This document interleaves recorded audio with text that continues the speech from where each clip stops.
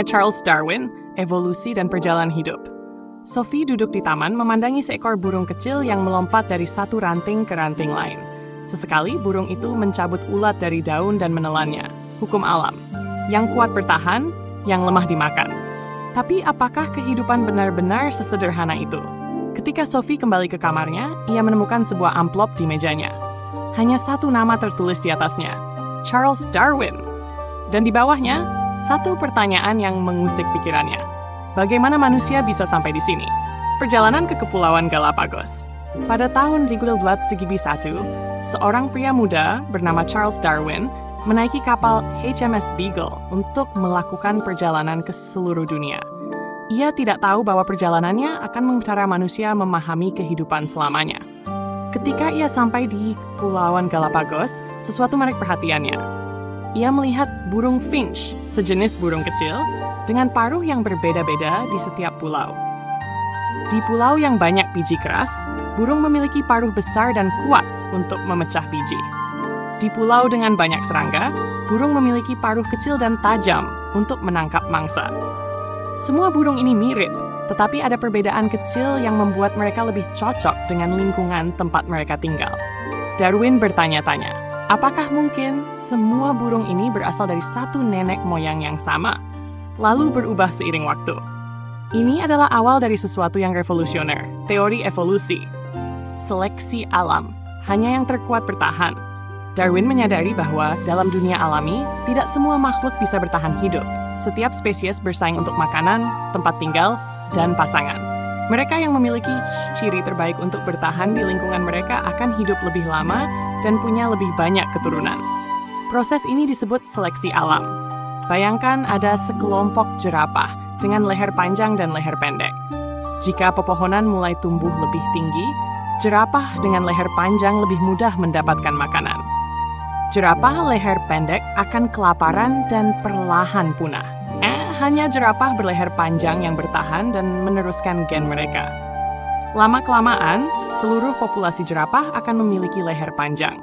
Inilah evolusi, perubahan spesies seiring waktu. Apa artinya bagi manusia? Tapi yang membuat teori ini benar-benar menggemparkan adalah kesimpulan yang tak terhindarkan. Manusia juga berevolusi. Berdasarkan fosil dan bukti ilmiah, Darwin menyadari bahwa manusia dan kera memiliki nenek moyang yang sama. Ini berarti manusia bukan makhluk yang muncul secara tiba-tiba, tetapi bagian dari rantai panjang evolusi yang telah berlangsung selama jutaan tahun. Teori ini mengguncang dunia. Sebelumnya, banyak orang percaya bahwa manusia adalah makhluk istimewa yang diciptakan secara langsung dan berbeda dari semua hewan lainnya. Tetapi Darwin mengatakan sesuatu yang berbeda.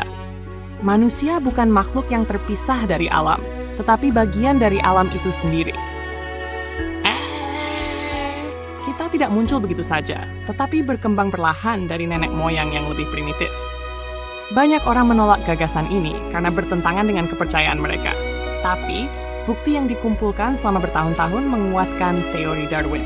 Sekarang, kita tahu bahwa manusia adalah bagian dari proses panjang yang dimulai miliaran tahun lalu, perjalanan yang masih terus berlangsung.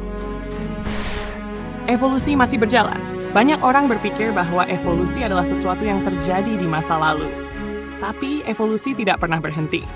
Bakteri yang kebal antibiotik.